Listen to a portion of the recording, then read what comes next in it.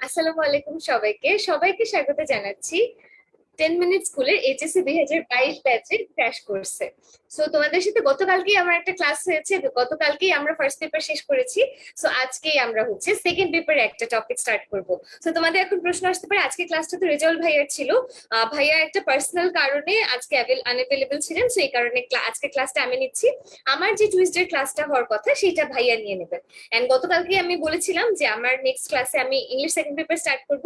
So আজকে আমরা যেটা স্টার্ট করব সেটা হচ্ছে ইংলিশ সেকেন্ড পেপারের either sentence connectors or narration. Okay, so এই দুইটা এক সেকেন্ড আচ্ছা, সো এই দুইটার যে কোনো একটা টপিক আমরা স্টার্ট করব। সো যারা যারা সালাম দিচ্ছো ওয়ালাইকুম আসসালাম, তোমরা একটু কষ্ট করে তোমাদের যারা যারা বন্ধু আছে সবাইকে মেনশন করে দাও। আমি দেখছি ক্লাসে লিসা আছে, মাহিদ আছে, তাহিয়া আছে, রেফায়েত আছে, তরিকুল আছে। সো আর কাউকে কি আমি দেখতে পাচ্ছি ক্লাসে এখনো জয়েন করে নাই আই গেস। সো যারা যারা জয়েন করে একটু জানিয়ে দাও। তারপরে আচ্ছা, তারপরে আছে আকিব আছে, ওয়ালাইকুম আসসালাম আকিব। তরিকুল আমি দেখেছি খুবই কঠিন, তার একটা বন্ধুর নাম তাকে মেনশন করেছে। ঈশা আছে, আকিব আছে। আচ্ছা, তোমরা অল্প কয়েকজন আছে, তোমাদের সাথে একটা গুড নিউজ শেয়ার করি। সো আজকে তোমাদের এই ক্লাসটা শুরু হওয়ার একটু আগেই 8টার সময় আমাদের একটা সেমিস্টারের রেজাল্ট হয়েছে। সো আমি কারেন্টলি 7th সেমিস্টারে পরীক্ষা দিচ্ছি। এটা হচ্ছে তোমার বিবিএ তে, জাহাঙ্গীরনগর আইবিএর বিবিএ তে টোটাল 7টা একাডেমিক সেমিস্টার থাকে। 8 নম্বর সেমিস্টারটা হচ্ছে কোথাও ইন্টার্নশিপ করতে হয়। সো ওই 7টা একাডেমিক সেমিস্টারে 7 নম্বরটার এখন পরীক্ষা চলছে, কিছুদিন আগে 6 নম্বরটা শেষ হয়েছে।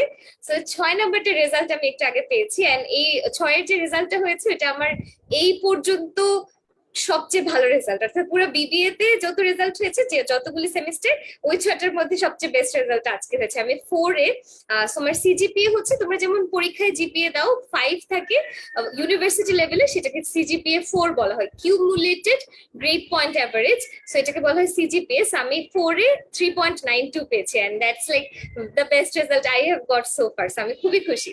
তো এই জন্য তোমাদের, আমার মনে হয় তোমাদের সাথে গুড নিউজটা শেয়ার করি। যারা কংগ্রাচুলেশন বলছে, Jannatun Naim thank you, Tariqul thank you, Anas, Ayesha, Sakib, সবাইকে সবাইকে অনেক ধন্যবাদ। আমার খুবই মনটা ভালো, এই জন্য আমার মনে হলো তোমাদের সাথে গুড নিউজটা শেয়ার করাই উচিত। আচ্ছা, সো এখন ক্লাসে পড়াতে চলে আসি। তো আমি যেটা ইবাদত বলেছে, আপু মোটিভেশনাল কিছু বলেন। মোটিভেশন তো হচ্ছে বাবা পড়াশোনা করতে হয়, যখন করব তখন অনেস্টলি করব, পরীক্ষা যখন দিব একটু অনেস্টলি প্রিপারেশন নিব, এইটাই মোটিভেশন। আমার সবসময় মনে হয় যে তুমি যেটাই করো সেটাতে তুমি যে তোমার বেস্ট এফর্টটা দিয়েছো এতটুকু সৎ থাকলেই চলবে। তুমি যদি কোথাও জানো যে আহারে আমি তো আরেকটু ভালো করতে পারতাম, আমি তো আরেকটু এফর্ট দিলে হতো, তো এই এফর্টটা যাতে দাও এইটুকু নিশ্চিত করতে পারলেই চলবে। বাকি সবকিছু মানে তখন তো তারপর যা হয় তা হয়। সো আমি সবসময় চেষ্টা করি পড়াশোনা যখন করছি তখন ওই বেস্ট এফর্টটা দেয়ার, এন্ড সবকিছু ভালো হয়েছে। সো এই এই সেমেস্টারটাতে আমার মনটা খুবই ভালো হয়ে গেল। আচ্ছা রাশেদ, আমি সবগুলো লেকচার শিট দিয়ে দিয়েছি কালকেই, এগুলোতে টাইপিং এর কাজ চলছে, ওগুলি পেয়ে যাবে। তারপরে বলছে ঐশ্বর্য মল্লিক, ছোট একটা গুড নিউজ, এটা হচ্ছে আমার একটা সেমিস্টার রেজাল্ট হয়েছে, ওখানে 4-এ আমি 3.92 পেয়েছি, এটাই, আর কিছু না। ঠিক আছে, সো এখন তোমরা 126 জন ক্লাসে চলে এসেছো, তোমাদের কাছে একটা ছোট প্রশ্ন, এটা হচ্ছে আজকে কি ন্যারেশন পড়াবো নাকি সেন্টেন্স কানেক্টরস পড়াবো? আমি পার্সোনালি সেন্টেন্স কানেক্টরস পড়াতে চাই, কি কারণ কিছুদিন আগেই আমি ইবিআই তে ন্যারেশন পড়িয়েছি, আবার এখন একটা প্রি মেডিকেল অ্যাডমিশন কোর্স চলছে, ওখানেও ন্যারেশন পড়াচ্ছে, একই টপিক। এন্ড মানে এইচএসসি ন্যারেশন তো সেমই। তো সবাইকে একই জিনিস অলরেডি 2বার পড়িয়ে ফেলেছি, তোমাদেরটা কিছুদিন পরে পড়াই। আমরা আজকে সেন্টেন্স কানেক্টরস পড়ি, ওকে? ছোট সেন্টেন্স কানেক্টরস এ টোটাল 12টার মতন রুল আছে, খুবই কিউট স্লাইড করা আছে আমার sentence connectors A, I think তোমাদের ভালো লাগবে। সো একটু আমাকে বলো যে তোমরা সবাই যদি রাজি হও আমি আজকে সেন্টেন্স কানেক্টরস পড়াবো। আচ্ছা, সো আতিয়া, তারপর স্বপন এসেছে, হ্যালো স্বপন। রাকিবুল আবার বলেছে ন্যারেশনই পড়াতে, উজ্জ্বল বলেছো, ওয়ালাইকুম আসসালাম উজ্জ্বল। রূপকও বলেছো ন্যারেশন পড়াতে, আহারে সবাই ন্যারেশনই পড়তে চায়, ঠিক আছে আমরা ন্যারেশনই পড়ি, ন্যারেশন শেষ হলে তবে গিয়ে আমরা তাহলে কানেক্টর শুরু করব। আচ্ছা, ন্যারেশনই পড়বো, অসুবিধা নেই। সো আমি একটা কাজ করি, আমি একটু আমার স্ক্রিনটা শেয়ার করি। ন্যারেশনের ক্ষেত্রে আমরা যেটা করব, আমরা একদম বেসিক থেকে পড়বো। তোমার হচ্ছে যেটা নিয়ে প্রবলেম হয় সেটা হচ্ছে ন্যারেশনটা। আচ্ছা, আমার স্ক্রিন দেখাচ্ছে, দেখো আমি তোমাদের জন্য সেন্টেন্স কানেক্টরস রেডি করে রেখেছি, যে তোমরা যদি সেন্টেন্স কানেক্টরস পড়তে রাজি হও সেটা পড়াবো, আর যদি তোমরা ন্যারেশন পড়তে রাজি হও ন্যারেশন পড়াবো। সো যেহেতু ন্যারেশন জিতেছে আমরা ন্যারেশন পড়ি আজকে, ওকে? ন্যারেশনের টোটাল 2টা ক্লাস লাগবে। আজকে ক্লাসটাতে আমরা কি করব, আমরা বেসিক ন্যারেশনের যে রুলস গুলো আছে, একদম বেসিক রুলস গুলো শিখবো, যে ন্যারেশন পারার জন্য কি কি বেসিক রুলস আমাদেরকে ফলো করতে হবে। একদম বেসিক, যে ন্যারেশন টপিকটা যে আজকে জীবনে প্রথমবার শুনেছে সেও পারবে। আর তারপর আমরা যেটা করব সেটা হচ্ছে প্যাসেজ ন্যারেশনের কিছু স্পেশাল রুল আছে। অর্থাৎ অনেকে দেখা যায় যে বেসিক ন্যারেশনটা পারে, বাট এইচএসসি পরীক্ষাতে তো প্যাসেজ ন্যারেশন আসে, সেখানে গিয়ে আটকে যায়, এইটাতে অনেকে আটকায়। সো সেটা আমরা পড়বো, এন্ড সবার শেষে যেটা আমরা সব সময় করি, যে কোনো টপিক পড়ার পরে আমরা টেস্ট পেপার সলভ করব। সো আমরা এই তোমার ন্যারেশনের টোটাল 11টা রুল আছে। হ্যাঁ, টোটাল 11টা রুল আছে। এই 11টা রুলের মধ্যে আমরা ধরো আজকে রুল 1 থেকে 5 বা 1 থেকে 6 পড়বো, কারণ রুল 1 2 3 অনেক বড়, বাকিগুলি হচ্ছে আমরা পরবর্তীতে পড়বো, কোনো অসুবিধা নেই। সো ইবিআই তে যারা করেছো তারা এই ক্লাসটা সেকেন্ড টাইম করছো হোপফুলি, বাট আই গেস তোমরা পারবে। আচ্ছা, একজন বলেছে না যেটা আমার বাসায় কোনো বিড়াল নাই, কেন বাবা? আচ্ছা, তারপরে বলেছে I am not very comfortable around pets, আমার খুব একটা কমফোর্টেবল লাগে না। আমার মনে হয় যে এটা ইটসেলফ, মানে আমার পাশে কয়েকটা ছোট ছোট গাছ আছে, আমার তাতেই অনেক ভয় লাগে যে I am responsible for actual life, I need to keep them alive. এর জন্য আমার খুবই ভয় লাগে। পেটস তো আমার আরো বেশি ভয় লাগে। আচ্ছা, ওকে। সো চলো আমরা তাহলে শুরু করি। প্যাসেজটা তো অনেকে বলেছে প্রবলেম। সিয়াম বলেছে আপু সেন্টেন্স কিভাবে তৈরি করা যায় এটা নিয়ে একটা ভিডিও বানালে ভালো হতো। থ্যাংক ইউ সিয়াম, আমার মাথায় থাকবে। তারপরে আমি দেখছি, আচ্ছা ঠিক আছে, যারা যারা জয়েন করেছো সবাইকে ওয়েলকাম। আমরা তাহলে আজকে পড়াটা শুরু করি। ন্যারেশন নিয়ে আমরা পড়বো। তো সবার আগে আমাদেরকে জানতে হবে ন্যারেশন জিনিসটা কি। তাহলে ন্যারেশন একটা গ্রামার টপিক, আমরা সবাই জানি।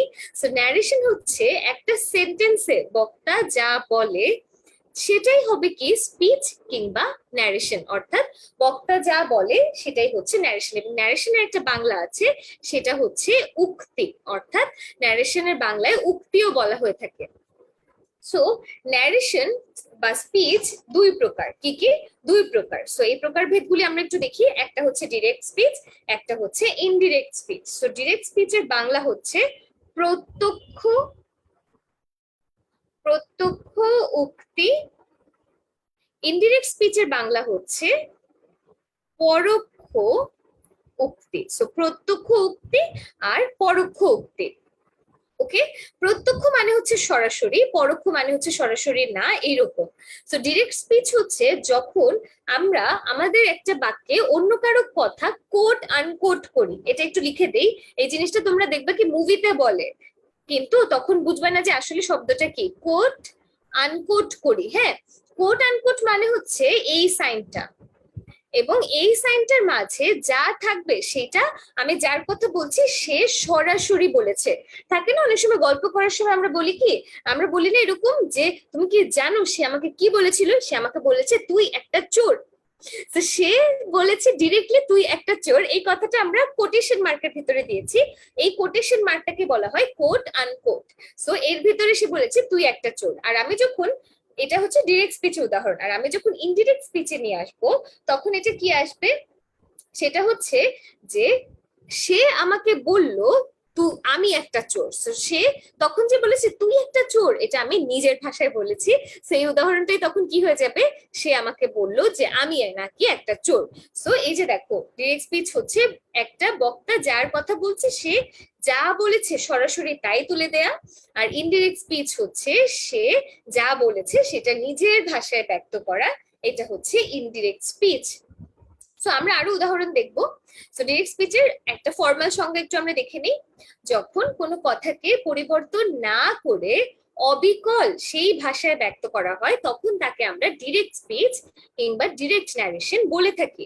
একে আমরা ইনভার্টেড কমাস বা উদ্ধৃতি চিহ্নের মধ্যে রাখি। তাহলে এই সাইনটার নাম কি? Inverted comma. আরেকটা নাম আছে কোটেশন মার্কস। এটার নাম কি? Quotation marks. So inverted comma, quotation marks কিংবা উদ্ধৃতি চিহ্নের মধ্যে রাখা হয়। সো আমরা যদি দেখি যে ইনভার্টেড কমাস এর ভিতরে যে অংশটা, সেইটাই বক্তা তার বক্তব্যে উদ্ধৃত করে। উদ্ধৃত করে মানে হচ্ছে অন্য কারো কথা আমি আমার বক্তব্যের মধ্যে দিলাম, এটাকেই উদ্ধৃত করা বলে। বক্তার বক্তব্যের এই উদ্ধৃতাংশকে রিপোর্টেড স্পিচ বলা হয়। অর্থাৎ যে অংশটা তোমার ইনভার্টেড কমার মধ্যে থাকবে, যেটা আমি অন্য কারো কথা থেকে সরাসরি তুলে এনেছি, সেটা হবে রিপোর্টেড স্পিচ। আরেকটা কি, বক্তার বক্তব্যের বাইরের ভার্বকে রিপোর্টিং ভার্ব বলে। কি বলে? Reporting verb. বক্তা এই ভার্বের সাহায্যে তার বক্তব্য প্রকাশ করে। সো এই যে দুইটা জিনিস আমরা বললাম, একটা কি তোমার রিপোর্টেড স্পিচ এবং আরেকটা হচ্ছে রিপোর্টিং ভার্ব, এই দুটো জিনিস আইডেন্টিফাই করা খুবই ইম্পর্টেন্ট। কারণ এরপরে আমরা যে রুলগুলো পড়বো দেখবে কি অনেকটাই এই অংশটার উপরে ডিপেন্ড করছে। সো এই দুইটা জায়গা খুব ভালো করে আইডেন্টিফাই করতে হবে, কোনটা কোনটা রিপোর্টেড স্পিচ, কোনটা রিপোর্টিং ভার্ব কোনটা। সো এটা একদম মাস্ট যে আমার স্টুডেন্টরা সবাই এইটা আইডেন্টিফাই করতে পারবে। সো আমি একটা প্রশ্ন করি, দেখো এই যে আমার সেন্টেন্সটা, Jamil said to me I have done my duty, এইটা রিপোর্টেড স্পিচ কোনটা এন্ড রিপোর্টিং ভার্ব কোনটা, এটা একটু আইডেন্টিফাই করে ঝটপট আমাকে কমেন্টে জানাও, একটু তাড়াতাড়ি করে কমেন্টে জানাও। ওকে,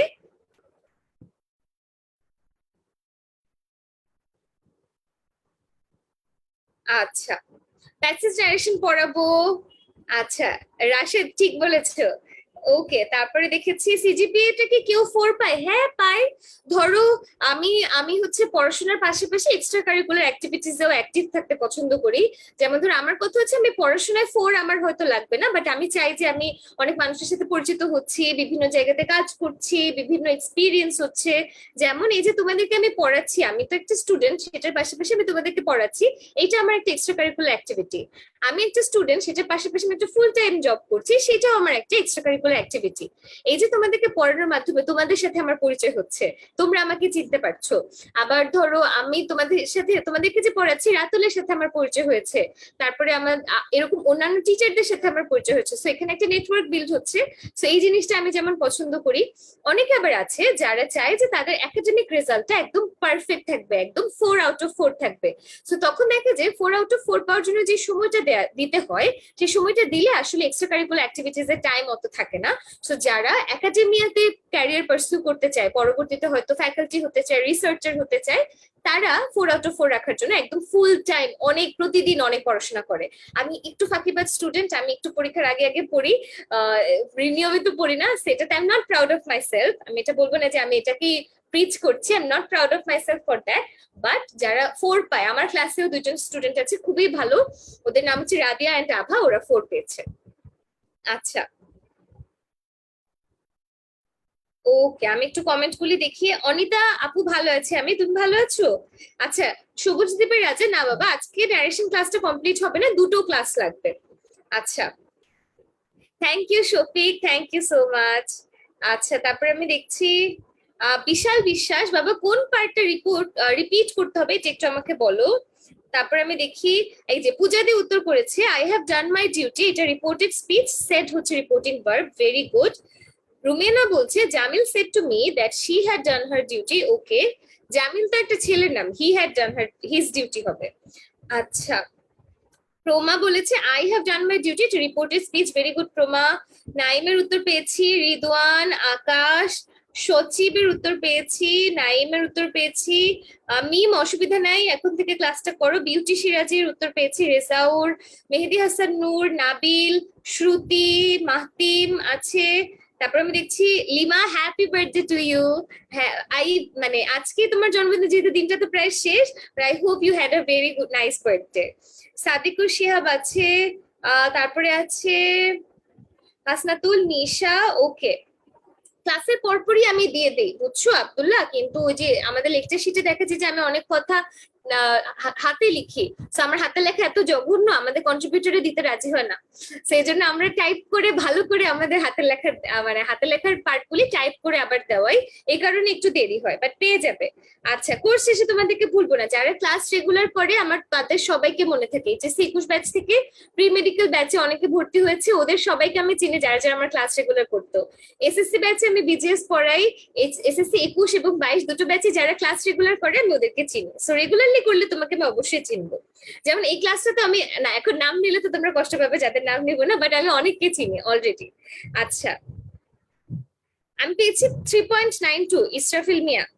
আচ্ছা, তারপরে উজ্জ্বল বলেছে আর you you and I am me, এই দুটো কি ঠিক আছে? হ্যাঁ, এই দুটো বাক্য ঠিক আছে। এখানে আর ইউ ইউ এবং আই অ্যাম মি, এই দুটো দিয়ে অ্যাকচুয়ালি তোমার পরের ইউ এবং মিটাতে জোর দেয়া হচ্ছে, এমফেসিস করা হচ্ছে। মোস্তফা আপনার ওয়ালাইকুম আসসালাম, রুমেনা উত্তর পেয়েছি, রাহুল, শাহুদা, ঈশা, নেশা। আচ্ছা, ওকে, ঠিক আছে। তো আমি একটু দেখি যে কোনো কমেন্টে কেউ প্রশ্ন থাকলে কিন্তু কমেন্ট করবে, ওকে? আচ্ছা, আমি তো জিজ্ঞেস করেছি কমেন্টে কোনটা রিপোর্টিং ভার্ব, আমরা তাহলে একটু ক্লিয়ার হয়ে নেই। সেটা হচ্ছে আমাদের জামিল সেড টু মি এর সেডটা হচ্ছে reporting verb, and I have done my duty এটা হচ্ছে আমাদের রিপোর্টেড স্পিচ।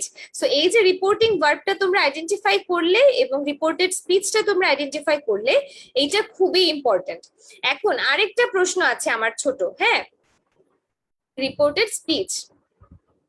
সো আমার একটা ছোট প্রশ্ন আছে, এই যে রিপোর্টিং ভার্বটা আছে এই সেন্টেন্সে, এটা কোন ফর্মে আছে? এটা একটু ঝটপট করে দাও, ঝটপট করে বল। তাসকিরা তারবিন, এই যে বাবা তোমার কমেন্ট করেছি। রূপক বলেছে আমাকে তো চিনবে নি, ওকে রূপক। তারপরে থ্যাংক ইউ রাহুল। নাইম বলেছে আমাকে চিনে, এটা তো এই কনফিডেন্সটাই তো দরকার, তাই না বলো? আচ্ছা, তারপরে দেখি। আচ্ছা, রেগুলার মো, হ্যাঁ, মেহাজাবিন আক্তার মো ক্লাস করে রেগুলার। শাকিল ক্লাস করে। তারপরে থ্যাংক ইউ শাকিল। আচ্ছা, ঠিক আছে, আমি দেখছি জাহানারা, তারপরে হচ্ছে জাইন, তাসনিয়া, শ্রুতি, তাসনিয়া, আতিয়া, প্রমন, সবাই বলেছো যে এটা পাস্ট ফর্মে আছে। এক্স্যাক্টলি। সো এই সেন্টেন্সে যে রিপোর্টিং ভার্ব সেটা আছে কি পাস্ট ফর্মে। সো এই রিপোর্টিং ভার্বের যে টেন্সটা আছে, এই টেন্সটার কারণে কিন্তু অনেক কিছু নির্ভর করে, অনেক চেঞ্জেস আসে। সো এই রিপোর্টিং ভার্বটা কেমন হবে সেইটার উপরে ভিত্তি করে তোমার ইনডিরেক্ট স্পিচটা তুমি কিভাবে করবে সেটা ডিপেন্ড করে, এটা আমরা একটু পরেই দেখবো। তার আগে একটু দেখি যে ইনডিরেক্ট স্পিচ কাকে বলে। সো যখন আমরা কোনো কথাকে পরিবর্তন করে বক্তার নিজের ভাষায় ব্যক্ত করি, তখনই তাকে ইনডিরেক্ট স্পিচ বা ইনডিরেক্ট ন্যারেশন বলা হয়। সো এখানে প্রশ্ন হচ্ছে বক্তাটাকে, বারবার বক্তা বক্তা করছে, এটা হচ্ছে যে সেন্টেন্সটা বলছে, সেন্টেন্সটা যে উচ্চারণ করছে সেই হচ্ছে বক্তা। সো এই পুরো ক্লাসে আমি হয়তো অনেকগুলি সেন্টেন্স বলবো, সো তোমরা আমাকেও বক্তা হিসেবে ধরে নিতে পারো। পরীক্ষার খাতায় যখন তুমি সেন্টেন্সটা পড়বে তখন সেটাকে বক্তা হিসেবে ধরে নিতে পারো। সো মানে তোমার নিজেকে বক্তা হিসেবে ধরে নিতে পারো। সো বেসিকলি বক্তা হচ্ছে সেই যে সেন্টেন্সটা বলে, ওকে? আচ্ছা, সো আমরা দেখি তো এখানে কি আছে, Jamil told me that he had done his duty. So দেখো এখানে জামিল আমাকে বলল যে সে তার কাজটা করেছে। সো তাই দেখো এখানে Jamil told me that, so এটা কি জামিল আমাকে একটা কথা বলেছে, কিন্তু এখন কি আর আমি কোট আনকোট করছি? কোট আনকোট কিন্তু করছি না, আমি বেসিকলি আমার ভাষায় বলেছি যে সে আমাকে কি বলেছে। সো এটাই হচ্ছে আমাদের একটা ইনডিরেক্ট স্পিচ, এবং পরীক্ষায় মূলত ডিরেক্ট স্পিচ থেকে ইনডিরেক্ট স্পিচের রূপান্তরটাই পরীক্ষাতে আসে। সো আমার ছাত্রদের কাছে প্রশ্ন এবং ছাত্রীদের কাছে প্রশ্ন, তোমরা এই পর্যন্ত যা যা বললাম, ডিরেক্ট স্পিচ কোনটা, ইনডিরেক্ট স্পিচ কোনটা, রিপোর্টিং ভার্ব কোনটা, রিপোর্টেড স্পিচ কোনটা, এগুলো বুঝেছো কিনা বলো। এখন তাহলে আমরা রুলে চলে যাব। আচ্ছা, ঠিক আছে। আচ্ছা, মাহতিম সাকিবও ক্লাস করে, ওকে। আচ্ছা, তারপরে আমি দেখি, ঠিক আছে, ক্লিয়ার বলেছো লিসা। শাহরিয়ার আহমেদ বলেছো বুঝেছি। ওকে, সো যারা যারা বুঝেছো থ্যাংক ইউ সো মাচ। আমরা চলো পরবর্তী অংশটাতে চলে আসি। তো এখানে আমরা দেখেছি যে ইনডিরেক্ট স্পিচ কি, ডিরেক্ট স্পিচ কি। এখন আমরা দেখবো যে ডিরেক্ট স্পিচ থেকে ইনডিরেক্ট স্পিচ করার সময় আমরা কিভাবে টেন্সের পরিবর্তনটা করি। তো একটু আগেই কিন্তু আমি এটা বলেছিলাম যে টেন্সের পরিবর্তনটা খুবই ইম্পর্টেন্ট একদম। এই রুলটা মনে না থাকলে ন্যারেশনে ভালো করা সম্ভবই না, সঠিক উত্তর দেওয়াই সম্ভব না। এই স্লাইডে যা পড়াবো very very important. So first রুলটা কি, যদি আমার যে রিপোর্টিং ভার্বটা থাকে সেটা যদি প্রেজেন্ট টেন্সের হয়, যদি রিপোর্টিং ভার্বটা প্রেজেন্ট টেন্সের হয়, তাহলে রিপোর্টেড স্পিচে টেন্সের কোনো পরিবর্তন হবে না। রিপোর্টিং ভার্ব প্রেজেন্ট টেন্সের হলে রিপোর্টেড স্পিচে টেন্স যা ছিল তাই থাকবে, অর্থাৎ রিপোর্টেড স্পিচে প্রেজেন্ট থাকলে প্রেজেন্টই থাকবে, পাস্ট থাকলে পাস্টই থাকবে, ফিউচার থাকলে ফিউচারই থাকবে। সো আমরা এক্সাম্পল দেখি। ডিরেক্ট স্পিচে কি আছে, Rima says I will be an engineer. Rima বলে, রিমা সেজ, দেখো এই রিপোর্টিং ভার্বটা আছে কিসে, প্রেজেন্ট টেন্সে আছে। So Rima says I will be an engineer, আমি একজন ইঞ্জিনিয়ার হব। সো এটা ইনডিরেক্টে হয়ে যাবে কি, Rima says that she will be an engineer. So এখানে দেখো উইল বি হচ্ছে আমার টেন্সটাকে প্রকাশ করে, এবং উইল বির কিন্তু কোনো চেঞ্জ হয় নাই, উইল বি যা ছিল তাই আছে। অর্থাৎ যখন আমার রিপোর্টিং ভার্বটা প্রেজেন্ট টেন্সে থাকবে, আমার রিপোর্টেড স্পিচটা যা ছিল সেটাই থাকবে, চেঞ্জ হবে না। ওকে, অলরাইট। সেটা হচ্ছে আমার রিপোর্টিং ভার্ব যদি প্রেজেন্ট টেন্সের হয় সেক্ষেত্রে রুল। যদি রিপোর্টিং ভার্বটা পাস্ট টেন্সের হয় তখন কি হবে, রিপোর্টেড স্পিচের টেন্সে পরিবর্তন ঘটবে, এবং বেশিরভাগ পরীক্ষাতেই পাস্ট টেন্সে আসবে। সো পাস্ট টেন্সের নিয়মটা একদম ভালো করে শিখে রাখতে হবে। ওকে, সো এটা বিদ্রোহী সারাফি বলছে আমি লাইভ ক্লাস খুব মিস করি, এই যে লাইভ ক্লাস হচ্ছে বিদ্রোহী সারাফি। ওকে, ঠিক আছে। প্রেজেন্ট বা ফিউচার হবে না, প্রেজেন্ট বা ফিউচার কি বাবা? সো বেসিক্যালি পাস্ট টেন্সে হলে রিপোর্টেড স্পিচের টেন্সটা পরিবর্তন ঘটবে। যেমন উদাহরণ দেখো, যদি এই একই উদাহরণ থাকে, Rima said I will be an engineer, শুধুমাত্র পার্থক্য কোথায়, রিপোর্টিং ভার্ব এখানে সেজ ছিল, সেকেন্ড এক্সাম্পলে সেড আছে, এখানে পাস্টে আছে। সো এই পাস্ট ফর্মে সেড থাকার কারণে আমার ফাইনাল উত্তরটা কি হয়ে গেল, রিমা সেড দ্যাট শি, উইলটা হয়ে গেল would, she would be an engineer. এবং উইলটা যে উড হয়ে গেল এটাকে বলা হয় যে future in the past. So এটাকে বলা হয় কি, future in the past. So দেখো আমার উইলটা হয়ে গেল কি, would, তাহলে Rima said I will be an engineer, এটা হয়ে গেল Rima said that she would be an engineer. So বুঝতেই পারছো আমরা কিন্তু খুব সুন্দর করে বুঝে গিয়েছি যে আমাদের যদি রিপোর্টিং ভার্বটা পাস্ট টেন্সে থাকে, রিপোর্টেড স্পিচের টেন্সের পরিবর্তন হয়। এখন প্রশ্নটা কি, যে বুঝলাম আপু যে রিপোর্টেড স্পিচের টেন্সটা চেঞ্জ হয়, কিন্তু কোন টেন্স থাকলে কোন টেন্স হয় সেটা তো বুঝি নাই। ধরলাম প্রেজেন্ট আছে, তাহলে কি হবে সেটাই আমরা এখন দেখব। যে যখন আমার কি বলছি এখানে, আমরা একটু লিখে দিই, যখন আমার রিপোর্টিং ভার্ব পাস্ট টেন্সে থাকে, তখন আমরা কি করব, রিপোর্টেড স্পিচে যদি ডিরেক্ট ন্যারেশনে সিম্পল প্রেজেন্ট টেন্স থাকে, সেটা ইনডিরেক্টে এসে সিম্পল পাস্ট টেন্স হয়ে যাবে। তার মানে যদি ডিরেক্ট ন্যারেশনে থাকে প্রেজেন্ট ইনডিফিনিট টেন্স, এটা হয়ে যাবে পাস্ট ইনডিফিনিট টেন্স। উদাহরণটা দেখো, হি said I write a letter, যেহেতু সেডটা হচ্ছে কি আমার রিপোর্টিং ভার্ব যেটা পাস্ট ফর্মে আছে, সেটা হয়ে যাবে কি, he said that he wrote a letter, সে একটা চিঠি লিখেছিল, wrote a letter. Okay, thank you Ania. Ania, I guess তোমার নামটা আমি ঠিক করেছি, থ্যাংক ইউ। সো আমাকে একটু জানাও যে তোমরা এটা বুঝতে পারছো কিনা, না বুঝলে কিন্তু আমাকে লিখতে পারো, হ্যাঁ, যে আপু এই পার্টটা বুঝতে পারছি না। আর এই পার্টটা মানে হচ্ছে যখন বুঝি নাই বলবা, এক্স্যাক্টলি বলবা যে আপু এক্স্যাক্টলি এই রুলটা বুঝি নাই, তাহলে সেটা আমি তোমার ঠিক করে দিতে পারবো, আবার বুঝাতে পারবো। বাট তুমি যদি খালি বুঝি নাই বলো, তাহলে কিন্তু বাবা বুঝবো না যে কোন জায়গাটা বুঝে নাই। তো কোথায় বুঝে নাই সেটা সহ একটু আমাকে জানাবা। ওকে, সো দেখো প্রেজেন্টটা হয়ে গেল কি, প্রেজেন্ট ইনডিফিনিট হয়ে গেল present past indefinite. So present indefinite হলো পাস্ট ইনডিফিনিট। প্রেজেন্ট কন্টিনিউয়াস যে টেন্সটা আছে সেটা হয়ে যাবে কি, পাস্ট কন্টিনিউয়াস টেন্স। সো এখানে যদি থাকে he said I am reading a book, সেটা হয়ে যাবে he said that he was reading a book. So am রিডিংটা হয়ে গেল was reading. So past continuous, present continuous থেকে আমরা পাস্ট কন্টিনিউয়াস করলাম, কারণ শুরুতে সেড আছে। ওকে, আচ্ছা, এই যে বলেছে সুমন সূত্রধর বলেছে আপু হি রোট কেন হলো, কারণ রাইটের পাস্ট ফর্ম হচ্ছে রোট। সো যখন আমার রিপোর্টিং ভার্বটা পাস্ট টেন্সে থাকবে, আমার রিপোর্টেড স্পিচটা প্রেজেন্ট ইনডিফিনিট থেকে পাস্ট ইনডিফিনিট হয়ে যাবে। So I write a letter হয়ে গেছে হি রোট আ লেটার। ঠিক আছে, তারপরে প্রেজেন্ট পারফেক্ট টেন্স হয়ে যাবে কি, পাস্ট পারফেক্ট টেন্স। দেখো এখানে কি আছে, she said I have done my duty, আমি আমার ডিউটিটা করেছি, এটা হয়ে যাবে কি, she said that she had done her duty. So দেখো হ্যাভ ডানটা হয়ে গেছে কি, হ্যাড ডান, তাহলে আমরা হ্যাভ থেকে পেয়েছি had, she had done her duty. তারপর যদি আমরা প্রেজেন্ট পারফেক্ট কন্টিনিউয়াস টেন্সটা দেখি, সেটা হয়ে যাবে কি, past perfect continuous tense. So এখানে বলেছে দে ও আচ্ছা, তোমার নাম অনিতা, ঠিক আছে অনিতা, আর ভুল হবে না। বলেছে যে স্বপন আপু, রিপোর্টিং ভার্ব প্রেজেন্টে থাকলে রিপোর্টেড স্পিচে শুধু সাবজেক্টে পরিবর্তন হয়, ভার্ব সেম থাকবে। হ্যাঁ সেম থাকবে, কিন্তু প্রোনাউন অনুযায়ী ভার্বটা বসবে। বেসিক্যালি তোমার টেন্সটা সেম থাকবে, প্রেজেন্ট টেন্সে বসবে, প্রোনাউন অনুযায়ী বসবে, বুঝেছো? আচ্ছা, তারপরে আমি দেখি কেউ কি বলেছে প্রেজেন্ট থাকলে পাস্ট করে দিব, exactly.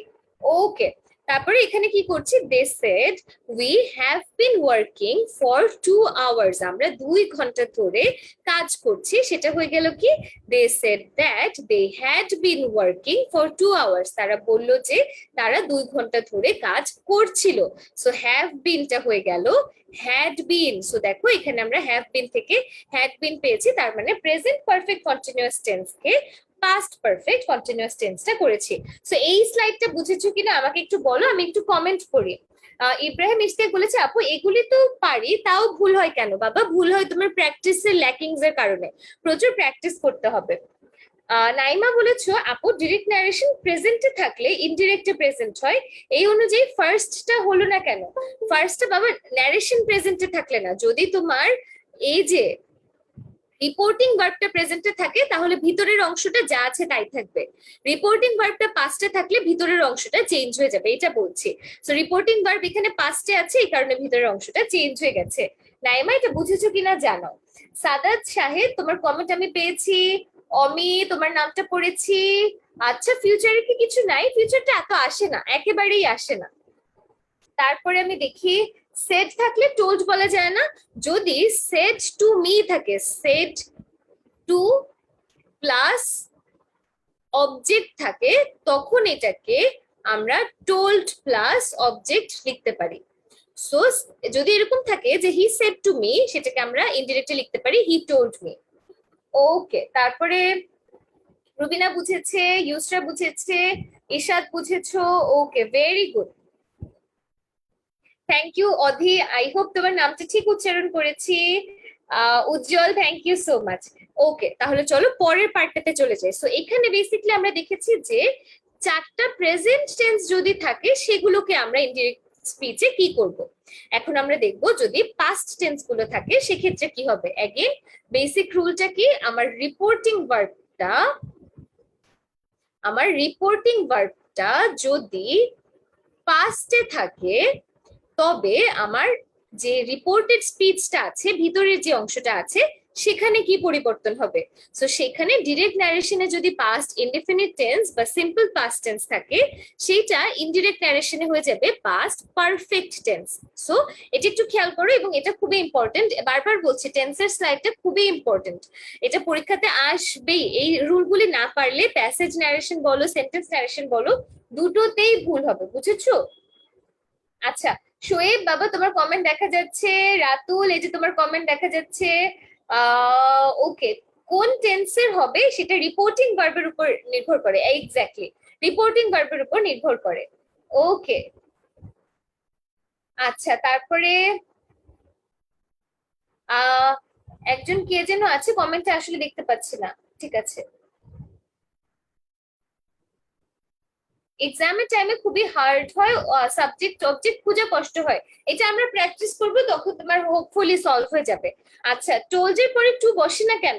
Shed to me, told me, এটা এটা তুমি নিপাতনে সিদ্ধ বলতে পারো, এটা জাস্ট বসে না। তুমি দেখবে কি যত তুমি ইংলিশ পড়বা তত তুমি বুঝবা যে ইংলিশ অ্যাকচুয়ালি গ্রামার দিয়ে কম এক্সপ্লেন করা যায়। তুমি যত তুমি মানে আমি একটু বুঝাই যে ধরো তুমি যখন অনেক ইংলিশ পড়ে ফেলেছো, অনেক গ্রামার শিখে ফেলেছো, তারপর যখন তুমি বুকস পড়বা, মুভিজ দেখবা, সিরিজ দেখবা, তখন দেখবে কি অত গ্রামার না ফলো করা হয় না। এটার কারণ হচ্ছে যে একটা ভাষা তো সবসময় গতিশীল, তাই না, ডাইনামিক, এটাকে একটা নতুন ওয়ার্ডও শিখে নাও। একটা ল্যাঙ্গুয়েজ সবসময় গতিশীল, যেমন বাংলা ভাষায় আমরা কিন্তু এখন যদি সহসা শব্দটা ব্যবহার করি, প্রমিত শব্দটা ব্যবহার করি, তারপরে ধরো আমরা কঠিন কোনো শব্দ, সচরাচর শব্দটাও ইভেন মুখে মানে মৌখিক বাংলায় ব্যবহার করা হয় না, সো এরকম ইংলিশেও দেখা যায় যে অনেক রুলস আছে, অনেক জিনিসপত্র আছে, সেগুলো ব্যবহার করা হয় না। এবং ভাষা সব সময় ডাইনামিক এবং সেটা সহজের দিকে যেতে থাকে, অর্থাৎ মানুষ যাতে আরো সহজে উচ্চারণ করতে পারে, আরো সহজে বলতে পারে, সেদিকে যেতে পারে। যেমন তোমার 16th সেঞ্চুরিতে শেক্সপিয়ার যেসব নাটক লিখেছিলেন, তোমরা সেই প্লেগুলি পড়লে দেখবে কি দাঁত কটমট করছে, এত কঠিন। কিন্তু তুমি যদি আবার এখনকার কোনো ইংলিশ রাইটারের বই পড়ো, তুমি যদি হ্যারি পটার পড়ো, তুমি যদি পাবলো পল পল পাওলো কোয়েলহো পড়ো, কিংবা তুমি যদি খালেদ হোসেনি পড়ো, তুমি দেখবে কি এখন এসে ইংলিশটা আরো সহজ হয়ে গেছে। সিমিলারলি তুমি যদি বাংলা বঙ্কিমচন্দ্রের কোনো উপন্যাস পড়ো, আর এখন সমসাময়িক কারো কোনো উপন্যাস পড়ো বা হুমায়ুন আহমেদের উপন্যাস পড়ো, তুমি দেখবে কি ল্যাঙ্গুয়েজটা ইজিয়ার হয়েছে। সো সবসময় এটা ইভলভ হতে থাকে, এন্ড কিছু কিছু জিনিস বাদ চলে যায়, জাস্ট সো দ্যাট এটা বলতে এবং পড়তে সুবিধা হয়। So languages be like that sometimes. আচ্ছা, ওকে। জায়েদ বলেছো পারফেক্ট প্রেজেন্ট পারফেক্ট কন্টিনিউয়াসটা বোঝো নাই। সো প্রেজেন্ট পারফেক্ট কন্টিনিউয়াসটা পাস্ট পারফেক্ট কন্টিনিউয়াস হয়ে যাবে। আমি যদি বলি যে আই হ্যাভ বিন ওয়ার্কিং, আমরা যদি উদাহরণটা আরেকবার দেখি, এই যে উদাহরণটা যদি আরেকবার দেখি, we have been working for 2 hours, সেটা হয়ে গেল কি they said that they had been working. So have বিনটা হ্যাড বিন হয়ে গেছে, প্রেজেন্ট পারফেক্ট কন্টিনিউয়াস টেন্সটা পাস্ট পারফেক্ট কন্টিনিউয়াস টেন্স হয়ে গিয়েছে। ওকে, সো এখন চলো আমরা পরবর্তী অংশটাতে চলে আসি। সো এখানে কি আছে, সিম্পল পাস্ট টেন্সটা হয়ে যাবে past perfect tense. So I রোট a letter, এটা হয়ে যাবে he said that he had written a letter. So তোমরা যদি পাস্ট পারফেক্ট টেন্সের স্ট্রাকচার জেনে থাকো, এটাতেই বুঝে যাবে যে আই রোট আ লেটার হচ্ছে সিম্পল পাস্টে আছে, সেটা হয়ে গেল কি he had written a letter. আচ্ছা, তারপর আমরা একটু দেখি, আহ thank you so much, Tohidul Hasnaul, and please convey my salam to your mother. Alright, so পরবর্তী অংশে যদি আমরা দেখি যে পাস্ট কন্টিনিউয়াস টেন্সটা হয়ে যাবে past perfect continuous tense. So he said I was reading a book, এটা হয়ে যাবে he said that he had been reading a book, সে বললো যে সে একটা বই পড়ছিল। সো দেখো ওয়াজ রিডিংটা হয়ে গেছে হ্যাড বিন রিডিং, তার মানে পাস্ট কন্টিনিউয়াসটা হয়ে গেছে পাস্ট পারফেক্ট কন্টিনিউয়াস। সো এখন পাস্ট পারফেক্ট টেন্স থাকলে চেঞ্জ হবে না, পাস্ট পারফেক্টই থাকবে, এবং পাস্ট পারফেক্ট কন্টিনিউয়াস টেন্স থাকলে পাস্ট পারফেক্ট কন্টিনিউয়াস টেন্সই থাকবে। সো এখানে একটু দেখো, আচ্ছা, সো এখানে একটু দেখো, they said we had been working for 2 hours, এটা কিন্তু they said that they had been working for 2 hours যা ছিল তাই থাকবে। অর্থাৎ এই যে আমার রিপোর্টেড স্পিচের যে টেন্সটা আছে সেটা কিন্তু চেঞ্জ হচ্ছে না, পাস্ট পারফেক্টেও হচ্ছে না। I had done my duty, she had done her duty. So দেখো মেইন যে পার্টটা দিয়ে আমরা টেন্সটা বুঝি সেই পার্টটা কিন্তু চেঞ্জ হয় না কখন, পাস্ট পারফেক্ট এবং পাস্ট পারফেক্ট কন্টিনিউয়াস এর ক্ষেত্রে। সো পাস্ট ইনডিফিনিট হলে পাস্ট পারফেক্ট হয়ে যাবে, পাস্ট কন্টিনিউয়াস হলে পাস্ট পারফেক্ট কন্টিনিউয়াস হয়ে যাবে, বাট পারফেক্ট আর পারফেক্ট কন্টিনিউয়াস হলে চেঞ্জ হবে না। আর এখন আমরা যেটা বলছিলাম যে, আচ্ছা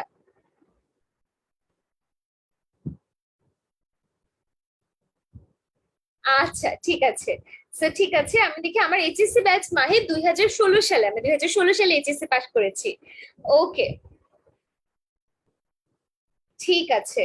সো আমরা চলো শুরু করি। এটা একটু আমাকে বলো যে এটা তোমরা বুঝতে পেরেছো কিনা। ফিউচার টেন্সটাতে আমরা চলে আসি। ফিউচার টেন্সটা হয়ে যাবে future in the past tense, অর্থাৎ অতীতকালে আমি একটা ভবিষ্যতের কথা বোঝাচ্ছি, সেটা আমরা লিখবো future in the past.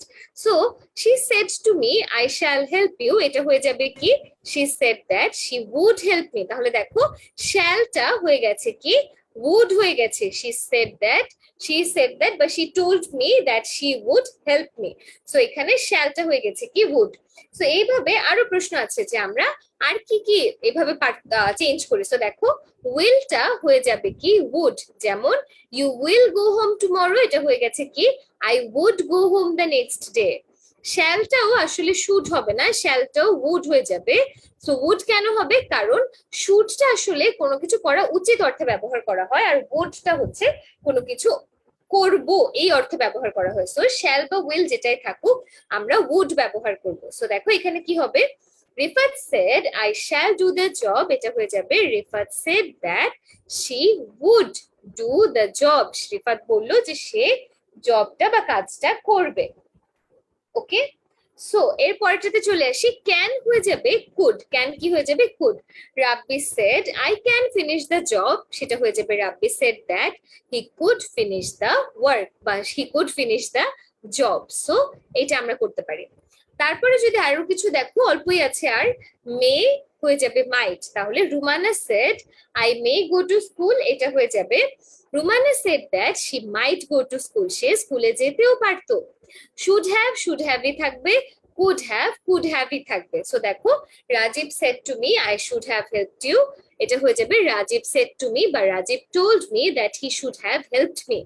Similarly Sumi said to you you could have done it, তারপর বলছি সুমি সেড টু ইউ বা Sumi told you that you could have done it. আচ্ছা, ভাবনা বলেছে আমার 2020-এর এসএসসি। না বাবা, আমি 2014-এর এসএসসি, আমি তোমার 6 বছরের সিনিয়র। আমি 2014 SSC, 2016 HSC. Arshia Shayan, your name is very pretty, thank you so much.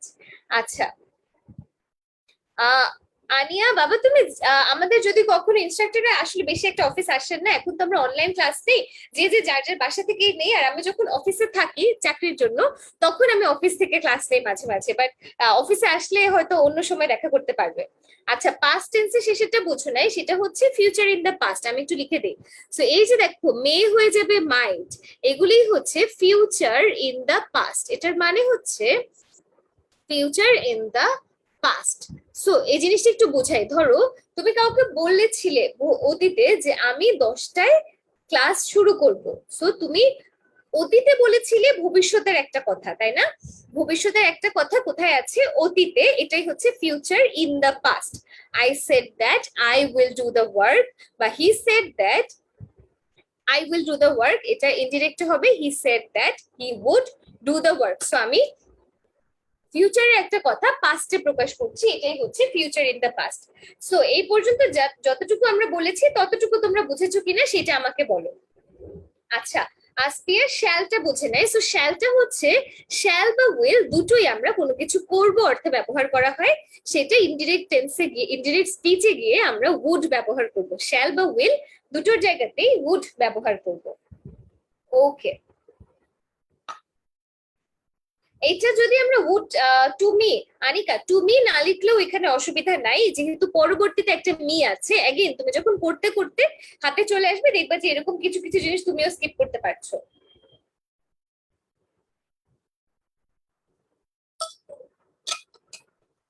ওকে, যারা যারা ক্লিয়ার বলেছো থ্যাংক ইউ। এখন এসে আমরা আমাদের ফার্স্ট রুলটা শুরু করেছি। এতক্ষণ আমরা কি করেছি? এতক্ষণ আমরা জাস্ট ন্যারেশনের বেসিক্স শিখেছি, যেই বেসিক্স ছাড়া একটা রুলও পারবা না, এরকম বেসিক্স গুলো আমরা এতক্ষণ শিখেছি। এখন আমরা যেটা করব সেটা হচ্ছে রুল 1-এ চলে যাব। সো রুল নাম্বার 1, এখানে কি আমরা একটা উদাহরণ দেখব, তারপরে এই উদাহরণটার নিয়মটা আমি বলে দেবো যে কিভাবে তোমরা ইনডিরেক্ট করবে, তারপর তোমরা আমাকে কমেন্টে লিখে দিবে যে ইনডিরেক্ট স্পিচ কোনটা হবে।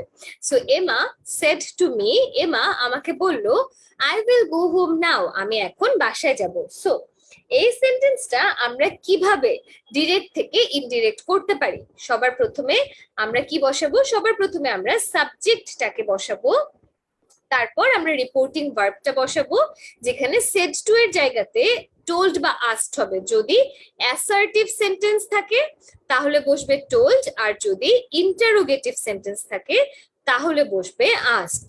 সো যদি অ্যাসার্টিভ থাকে, অর্থাৎ কোনো কিছু বলা হয়, তখন বসবে টোল্ড, আর যদি কোনো প্রশ্ন করা হয় তখন বসবে কি আস্কড। যদি তারপরে অবজেক্ট বসবে, অর্থাৎ কোনো অবজেক্ট যদি থাকে সেটা বসবে, দ্যাট বসবে, রিপোর্টেড স্পিচের সাবজেক্টটা বসবে, এবং রিপোর্টেড স্পিচের সাবজেক্টটা যদি প্রোনাউন হয় প্রোনাউন অনুসারে বসবে, অর্থাৎ এখানে সাবজেক্টটা প্রোনাউনও হতে পারে বা একটা নাউনও হতে পারে। তারপর রিপোর্টিং ভার্বের টেন্স অনুযায়ী অক্সিলারি ভার্ব বসবে। এই যে আমাদের রিপোর্টিং ভার্বের টেন্স অনুযায়ী অক্সিলারি ভার্ব কোনটা কোথায় বসবে, এটা তো আমরা এতক্ষণ ধরে শিখলাম। তারপর রিপোর্টেড স্পিচের মূল ভার্বটা বসবে, আর সবার শেষে এক্সটেনশনটা বসবে। এখন তুমি জিজ্ঞেস করো যে আপু এই রুলটা কি মুখস্থ করব? কোনো দরকার নেই, রুলটা শিখে নিয়েছো, দেখে নিয়েছো, ভেরি গুড। এবার আমরা প্র্যাকটিসে চলে যাব, প্র্যাকটিস করলে এমনিতেই মনে থাকবে। ধরো তুমি যদি আমাকে জিজ্ঞেস করো যে আপু আপনি এই রুলটা মুখস্থ বলেন, তো জীবনেও পারবো না, রুল দিয়ে আমি শিখতেই পারি নাই, ন্যারেশন প্র্যাকটিস করে করে শিখেছি। সো 2-3টা সেন্টেন্স যখন নিজে নিজে মিলাবে তারপরে নিজেই শিখে যাবে। ওকে, আচ্ছা, আমি একটু কমেন্ট করি, অনেকক্ষণ ধরে দেখলাম যে কমেন্ট করা হচ্ছে না। ও, আমি তো উত্তরটা দেখিয়ে ফেলেছি। এই যে Emma said to me I will go home now, এটার উত্তরটা সবাই একটু করো। 1 সেকেন্ডের জন্য দেখিয়েছি, অসুবিধা নেই। আচ্ছা, ঠিক আছে, আমি একটু কমেন্ট দেখি। জায়েদ বলেছে রুলস। আহারে জায়েদ, পরের রুলগুলি অনেক সহজ, অনেক সহজ। আচ্ছা, তারপর আচ্ছা আরশিয়া, তারপরে আছে তাসনিয়া, আতিয়া। আতিয়া বলেছে যে তোমার ক্লাস ক্লাস করতে মন বসে না, কিন্তু মাঝে মধ্যে করো। আমার ক্লাসটাও অনেক খারাপ লাগে, আমি খুবই সরি। স্বপন বলেছে my brother told me that he would buy me a MacBook. Very good Swapan, এটা হয়েছে। আচ্ছা, তারপরে আমি দেখছি আদ্রিতা আছে দ্যাট হবে, টোল্ড মি দ্যাট, হ্যাঁ very good, told me that হবে। তোমরাই উত্তর ঠিক করে দিয়েছো। আকিব তাফিন, হ্যাঁ একটা স্টুডিও মিরপুরে, একটা স্টুডিও মহাখালী ডিওএইচএস এ, একটা মিরপুর ডিওএইচএস, একটা মহাখালী ডিওএইচএস। আচ্ছা, তারপরে বলেছে, আচ্ছা আমি একটু কমেন্ট দেখি। আপু আমাদের জন্য একটা ইভেন্ট করলে ভালো হতো, সরাসরি দেখা হতো। এই যে বাবা, এখন তো কোভিড এর সিচুয়েশনে অ্যাকচুয়ালি এরকম অফলাইন ইভেন্ট করাটা আসলে সেফ না। যদি সবকিছু ঠিকঠাক হয় ইনশাল্লাহ একদিন আমরা করবো। আচ্ছা, তারপরে আমরা একটু দেখি। Emma told me that she would go home then. Emma said that she would go home then. Emma told me that she would go home then. আচ্ছা, আমি উত্তর কাদের কাদের পেয়েছি? আব্দুল্লাহ মাহমুদ, ঈশা, শাকিল, অনিতা, হিয়া, সাদিয়া, ইভা, তারপর মাহতিম সাকিব, রুহুল আমিন, শাহরিয়া, তারপর ইমাম হোসেন পেয়েছি, রূপক, এই যে তোমার কমেন্ট পড়েছি, আবির, ইউবাইদা, তারপরে আছে অঙ্কুর, নাইম, রেজাউল, রেজওয়ান, তারপর আছে রাহাত, রাকিবুল, আচ্ছা, তারপর রোমানা, শ্রুতি, আরশিয়া। ঠিক আছে। So Arif Khan, thank you so much. Sinthia, thank you so much. আচ্ছা, Suman Sutradhar, thank you so much. Okay, সবার উত্তর পেয়েছি। সো সবাই মোটামুটি ঠিকঠাক করেছো। সো এখানে উত্তরটা কি হবে? ইনডিরেক্টলি হচ্ছে এমা told me that she would go home then. ইমা আমাকে বলেছিল যে সে তখন বাসায় যাবে। সো এখানে এখানে আমরা ব্রেকডাউন করি। সবার আগে সাবজেক্ট বসেছে, সেড টু এর জায়গাতে বসেছে টোল্ড, অবজেক্ট বসেছে মি, এখানে কমাটা উঠে গেছে, কোটেশন উঠে গেছে, বসেছে দ্যাট। আই এর জায়গাতে বসেছে শি, কেন? কারণ ইমা অনুযায়ী আমরা শি বসিয়েছি। উইল হয়ে গেছে উড, একটু আগে আমরা এটা দেখেছি রুলে। গো আছে গো হিসেবে, হোম আছে হোম হিসেবে, নাওটা হয়ে গেছে দেন। এখন তোমার প্রশ্ন যে আপু এই যে নাওটা দেন হয়ে গেল, এটা কেন হলো? কারণ এটা আমি পাস্টের কথা বলেছি। অতীতে আমি যখন এখন বলেছি, সেটা কি বর্তমানে এটা বলার সময়ও এখন আছে না, এটা তো তখন হয়ে গেছে। সো আমরা একটু দেখি, যখন ডিরেক্ট থাকবে তখন নাও হয়ে যাবে দেন, তারপর টুমরো হয়ে যাবে দ্য নেক্সট ডে, ইয়েস্টারডে হয়ে যাবে দ্য প্রিভিয়াস ডে বা the day before, this morning হয়ে যাবে দ্যাট মর্নিং। তাহলে নাও হচ্ছে দেন, টুমরো হচ্ছে দ্য নেক্সট ডে, ইয়েস্টারডে হবে দ্য প্রিভিয়াস ডে বা the day before, this morning হয়ে যাবে দ্যাট মর্নিং, দিস নাইট হয়ে যাবে দ্যাট নাইট। কাম থাকলে কি গো হতো? এটা ডিপেন্ড করে তোমার সেন্টেন্সের উপরে, বুঝেছো? সবসময় কাম থাকলে গো হয় না, এটা সেন্টেন্সের উপরে ডিপেন্ড করে। আচ্ছা,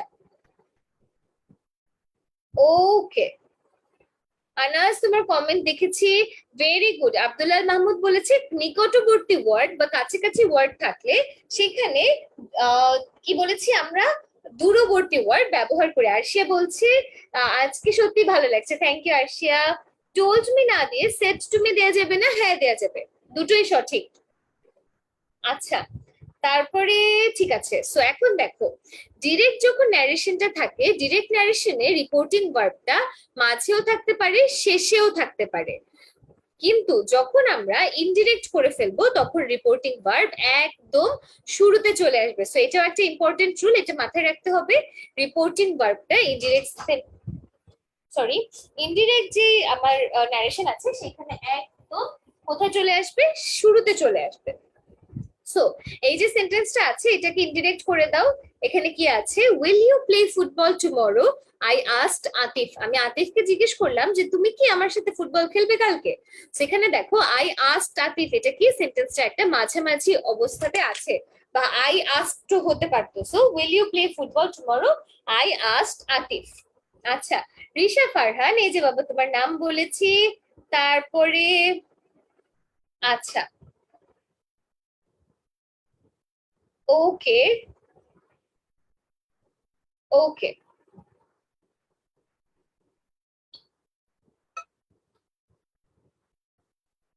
ঠিক আছে। Thank you Rezaul. আচ্ছা, সো এটার এটার আনসারটা একটু তাড়াতাড়ি বলো, এটা তাড়াতাড়ি বলো আনসার। প্রথম দুই লাইন পারো, তারপর আর মিলে না, মিলবে, আমরা যে প্র্যাকটিস করতে করতেই সবাই ঠিক হয়, মিলবে। তো আমি উত্তর পাওয়া শুরু করেছি। আতিয়া বলেছো, আতিয়া উত্তর দেয় নাই। আচ্ছা, মুকুল রায় বলেছো I asked Atif if I would play football. না, আতিফ ফুটবল খেলবে কিনা। সো ঈশা বলেছো I asked Atif if he would play football the next day. Very good Isha. তারপরে আছে উজ্জ্বল বলেছো I asked Atif if he would play football the next day. Ankur, Kafi, Sadat, Sania, তারপর তৌহিদুল, শাকিল, আকিব, রাশেদ, আদ্রিতা, উত্তর পেয়েছি আবির, সেজান, প্রমন জাহান, সিনথিয়া, রিশা, তারপর আলারিফ হোসেন, বাড়ি, সুমাইয়া, সচিব, তারপর আছে কি কি সুন্দর করে ফুটবল খেলছে, হ্যাঁ, সুমাইয়া, সামিয়া জান্নাত আছে, সুমনা, শিহাব, তারপর আছে মনির, তারপর রোমানা, ইমাম, শিহাব, অনেকে উত্তর করেছে, জায়েদ, অয়ন্তিকা, রেজাউর, রেজওয়ান, সবার উত্তর পেয়েছি এবং মোটামুটি সবগুলো ঠিক হয়েছে। সো এখানে উত্তরটা কি হবে? আই আস্কড আতিফ, এটা দেখো শুরুর দিকে চলে এসেছে, তাই না? অর্থাৎ আমার রিপোর্টিং ভার্বটা ইনডিরেক্ট স্পিচে সব সময় সবার শুরুতে থাকবে। এবং আমাদের উত্তরটা কি হয়েছে? I asked Atif if he would play football the next day, যে সে তারপর দিন ফুটবল খেলবে কিনা। সো একদম শুরুতে আমার রিপোর্টিং ভার্বটা থাকবে। সো এখন রুল নাম্বার 2। রুল নাম্বার 2 তে যাওয়ার আগে রুল নাম্বার 1 সবাই বুঝেছো কিনা একটু আমাকে ঝটপট করে ডাকো। এটা বেশ সহজ কিন্তু। আচ্ছা, আফরিন, এই যে তোমার নামটা ডেকেছি, এখন আর ঘুম থাকবে না, ওকে? আচ্ছা, ঠিক আছে, ওকে। সো আমাকে একটু বলো রুল নাম্বার 1 সবাই বুঝেছো কিনা। রূপক, তুমি উত্তর করো। ওকে, তুমি উত্তর না করে আজেবাজে কমেন্ট করলে তো হবে না বাবা, উত্তর করতে হবে। আচ্ছা, পিজন বলেছে বুঝেছি। আচ্ছা, ঠিক আছে, যাই যাই ক্লিয়ার বলছো এটার জন্য অনেক ধন্যবাদ। আচ্ছা, ঠিক আছে, রুল নাম্বার 1 ক্লিয়ার উত্তর বলেছেন, অনেক thank you. So rule number 2। Rule number 2 তে আমরা দেখবো, এই যে রুল নাম্বার 2 থেকে হচ্ছে বেসিকলি আমাদের প্যাসেজ ন্যারেশনের রুলস শুরু। এতক্ষণ আমরা একদম বেসিক ন্যারেশনটা শিখেছি, সেন্টেন্স ন্যারেশনটা শিখেছি। রুল নাম্বার 2 থেকে আমরা প্যাসেজ ন্যারেশনটা শুরু করছি। So let's start. So direct স্পিচে যদি এমন হয় যে পরপর কয়েকটা বাক্য আছে, তোমার কোটেশন মার্কের ভিতরে কয়েকটা রিপোর্টেড স্পিচ আছে, তো তখন আমরা এই রিপোর্টেড স্পিচ গুলো কি করব? এটা প্যাসেজ ন্যারেশনে প্রত্যেকবার আসে, যে একই কথায় দেখা যাচ্ছে যে আমাদের যে প্রশ্নে একজনই দুইটা তিনটা সেন্টেন্স বলছে, তো তখন আমরা কি করব? তো আমরা কি করব, যে দ্বিতীয় বা তৎপরবর্তী রিপোর্টেড স্পিচকে ইনডিরেক্ট করার সময়, তো দেখো ফার্স্টে যে রিপোর্টেড স্পিচ সেটাতে তো অসুবিধা নাই, সেটা আমরা যে রুলটা শিখেছি সেটা অনুযায়ী করতে পারবো। বাট দ্বিতীয় বা তৎপরবর্তী, তৎপরবর্তী মানে হচ্ছে তৃতীয়, চতুর্থ, পঞ্চম, দ্বিতীয় বা তার পরবর্তী রিপোর্টেড স্পিচকে কিভাবে আমরা ইনডিরেক্ট করব?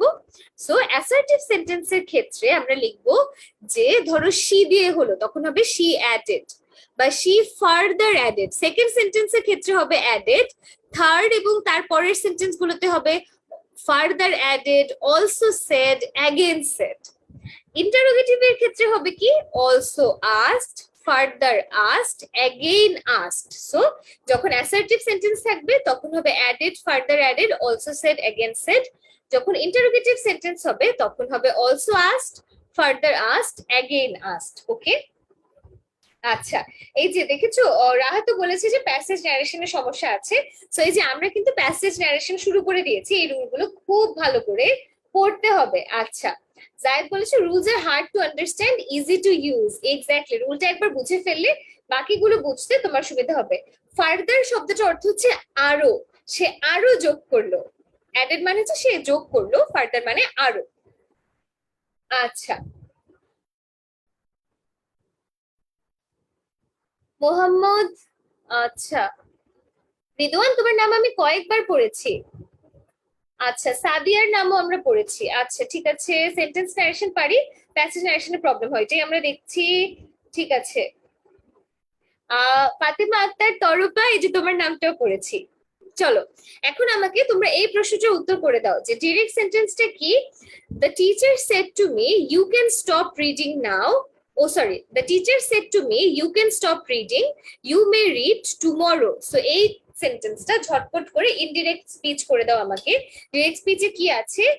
The teacher said to me you can stop reading, you may read tomorrow. So আমরা উপরে যে রুলটা শিখেছি সেই রুলটা ইউজ করে এখনই আমাকে ঝটপট করে প্র্যাকটিস করে ফেলো যে কিভাবে আমরা দ্বিতীয় বা তৎপরবর্তী স্পিচকে ইনডিরেক্ট করতে পারি। আচ্ছা, ওকে, শাহাদাত দেখেছি। ওকে, আচ্ছা, তাড়াতাড়ি এই যে এই প্রশ্নটার উত্তরটা তাড়াতাড়ি দিতে হবে।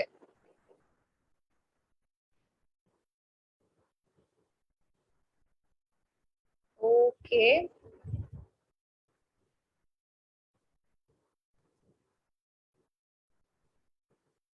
ঠিক আছে।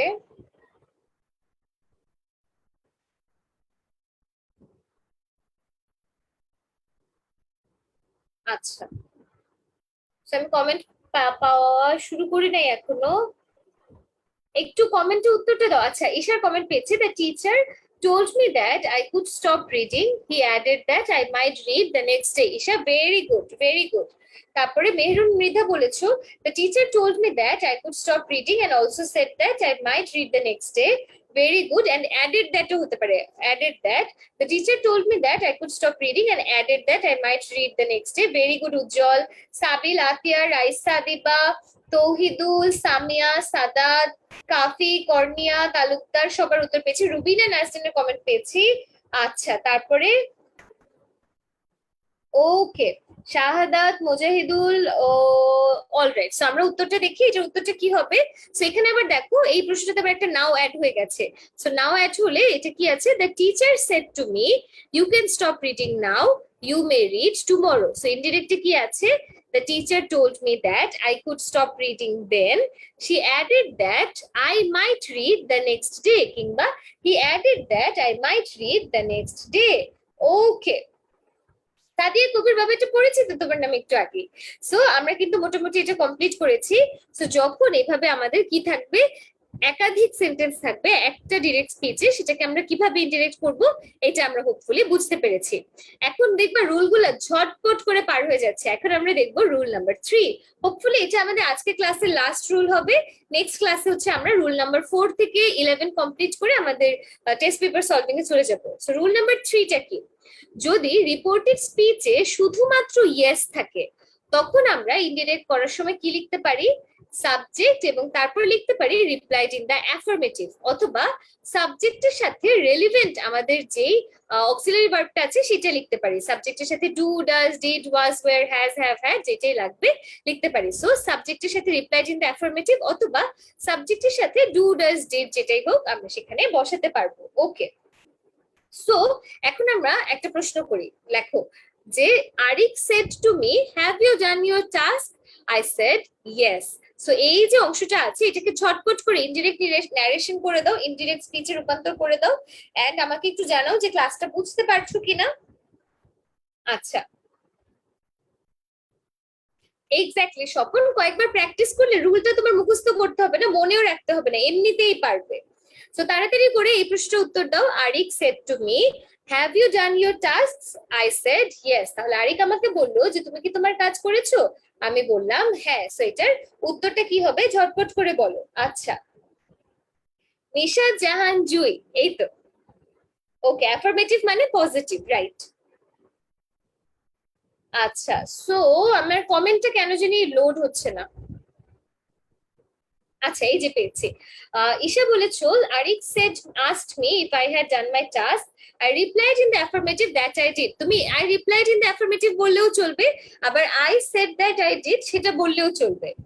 আচ্ছা, I replied that I had done, I did বললেই হবে। আচ্ছা, তারপরে Arik asked me if I had done my task, মাহফুজুলের উত্তর পেয়েছি, তাহিয়া তাবাসসুমের উত্তর পেয়েছি। ওকে, এটার উত্তরটা কি হবে, দুটো উত্তর হতে পারে। একটা হচ্ছে Arik asked me if I had done my task, I replied in the affirmative। এটা ইনডিরেক্ট কি, Arik asked me if I had done my task, I said that I had। So এই I had টা কোথা থেকে এসেছে, এই যে এইখান থেকে I had টা এসেছে। সো এই জায়গাটাতে তুমি যে অক্সিলারি ভার্ব ইউজ করবে পরের সেন্টেন্সটার ক্ষেত্রেও সিমিলারটাই অ্যাড করবে, বা I replied in the affirmative লিখলেই চলবে। এখন এই রুলটা কিন্তু শেষ হয়ে যায় না, আরেকটা ছোট পার্ট আছে।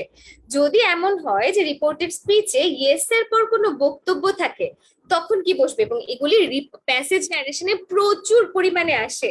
সেখানে কি আছে, ইনডিরেক্ট টেন্সে, ইনডিরেক্ট ন্যারেশনে আছে সাবজেক্টের পরে replied in the affirmative and said that, এখানে আছে কি and said that. So subject replied in the affirmative and said that. So এখানে ঝটপট করে বলো যে এখানে আমরা কি বসাতে পারি। এইটার যে আমাদের এক্স্যাক্টলি এই যে সেন্টেন্সটা দিয়েছে, সেন্টেন্স না দিয়ে বলেছিলাম উত্তর করতেছো। Arik said to Atif, have you finished your homework? Yes, I will submit it tomorrow, said Atif. So এই যে প্রশ্নটা আছে, এই যে ডিরেক্ট ন্যারেশনটা আছে, এটাকে ইনডিরেক্ট করে দাও। আচ্ছা, আস্কড মি এর পরে দ্যাট দেয়া লাগে না, আস্কড মি দ্যাট, হ্যাঁ আস্কড মি হলে দ্যাট দিতে পারবে। ইফও দেয়া যায়, ইফও দেয়া যায়, ইয়েস নো কোয়েশ্চেন হলে ইফ দেয়া যায়, ওয়েদারও দেখা যায়। যদি তখন তোমার যদি ইয়েস নো টাইপের কোয়েশ্চেন হয়, তখন আস্কড মি এর পরে তুমি ইফও দিতে পারো, ওয়েদারও দিতে পারো। সো ইফ আর ওয়েদার দিয়ে যদি কোনো প্রশ্ন শেষ হয়, সেটার উত্তর তুমি ইয়েস বা নো দিয়ে দিতে পারবে, এরকম হতে হয়। আচ্ছা আচ্ছা, এটার উত্তর করো ছটপট, এটাই আমাদের ক্লাসের আজকে লাস্ট লাস্ট প্র্যাকটিস কোয়েশ্চেন। এরপরে আমরা নেক্সট রুল 4 থেকে নেক্সট ক্লাসে শিখবো। ঝটপট করে একটু আমাকে জানাও। আমার কমেন্ট কেন যেন অনেক দেরিতে লোড হচ্ছে। আচ্ছা, নুসরাতের উত্তর পেয়েছি। Arik asked Atif if he had finished his homework. Atif replied in the affirmative and said that he would submit it the next day. Very good, Nusrat, very good. আচ্ছা, তারপরে আপু ইফ হয় কেন?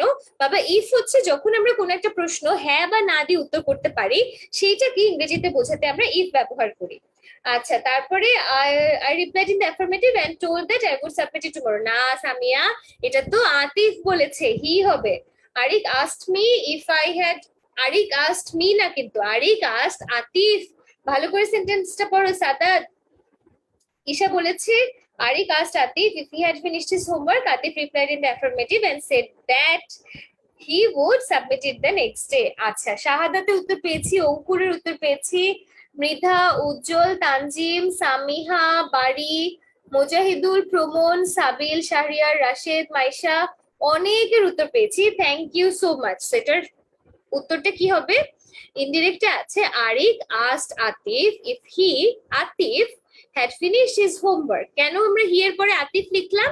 এইটা আরেকটা ইম্পর্টেন্ট রুল, যখন তোমার দুটো যে সাবজেক্ট এখানে আছে বা সাবজেক্ট বা অবজেক্ট দুটো নাউনেরই প্রোনাউন একই হয়, তখন ব্র্যাকেটে পুরো নামটা লিখে দিতে হয়। আবার যদি এমন হতো যে আতিফ আর ধরো সামি আছে, তখন এ আর এস লিখলেই চলতো, কিন্তু যেহেতু দুটো আবার এ দিয়েই শুরু হয়, সেক্ষেত্রে ব্র্যাকেটে পুরোটাই লিখতে হচ্ছে। So Arik asked Atif if he, Atif, had finished his homework. Atif replied in the affirmative and said that he would submit it the next day. So এইটাই হচ্ছে আমাদের ফাইনাল আনসার। সো আমাকে একটু বলো যে আজকের ক্লাসে আমরা যেই তিনটা মেইন রুল আলোচনা করেছি, এবং আমরা যা যা তোমার আর যা যা ভিতরে আলোচনা করেছি, তোমরা সবকিছু বুঝতে পেরেছো কিনা এবং তোমাদের কাছে পুরোটা ক্লিয়ার কিনা। ক্লিয়ার হলে আমরা আজকে ক্লাসটা এখানেই কনক্লুড করব, এন্ড নেক্সট ক্লাসে আমরা যেটা পড়বো সেটা হচ্ছে তোমার বাকি রুলগুলো এন্ড ন্যারেশনেরই টেস্ট পেপার সলভিং। এই দুটো জিনিস আমরা কালকে করব। আচ্ছা,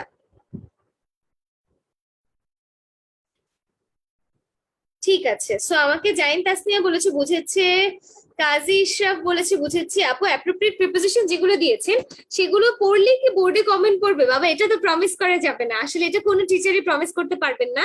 কেউ যদি প্রমিস করেন এটা একটা সমস্যা, কারণ বোর্ডের কোয়েশ্চেনে কমন পড়ার জন্য না, তুমি অ্যাপ্রোপ্রিয়েট প্রিপোজিশন পড়তে থাকো। তুমি যদি এগুলোর ইউসেজ বুঝতে পারো, বোর্ডে যেটাই আসবে এমনিতেই পারবে, বোর্ডের কোয়েশ্চেন অনেক সহজ হয়। আচ্ছা আপু, স্লাইড গুলো তো ইউটিউবে পাওয়া যায়, আমি ওই ক্লাসগুলো দেখেছি। 10 মিনিট স্কুল, হ্যাঁ এগুলো আমি 10 মিনিট স্কুলে একটা স্লাইড, সরি 10 মিনিট স্কুলের 6 to 8 প্লে লিস্ট বানানোর সময় ওই স্লাইডটা করেছিলাম, বাট আমি লাইভ ক্লাস নেওয়ার সময় ওটা তো এইচএসসি স্ট্যান্ডার্ডে, ওটা দিয়ে তোমাকে পড়াতে চাই। নাইম বলেছিল এটা। আচ্ছা ঠিক আছে, সব ক্লিয়ার বলেছে। তারপরে ভেরি গুড। আচ্ছা কিছু কিছু বুঝি নাই সিরাজুল, কোথায় কোথায় বুঝুনি এটা একটু নোট ডাউন করে নেক্সট ক্লাসে জানিও, তাহলে আমরা সেটা করব। ঠিক আছে বাবারা, আজকে ভালো থাকো। তোমাদের দেখা হবে আগামীকাল, আগামীকালকে তো না, আগামী সপ্তাহে হোপফুলি তোমাদের সাথে দেখা হবে নেক্সট ক্লাসে। তখন আমরা ন্যারেশনটা কমপ্লিট করে ফেলবো। তো তোমরা অনেক ভালো থেকো, তোমাদের সাথে দেখা হবে পরের ক্লাসে। আল্লাহ হাফিজ, আসসালামু আলাইকুম।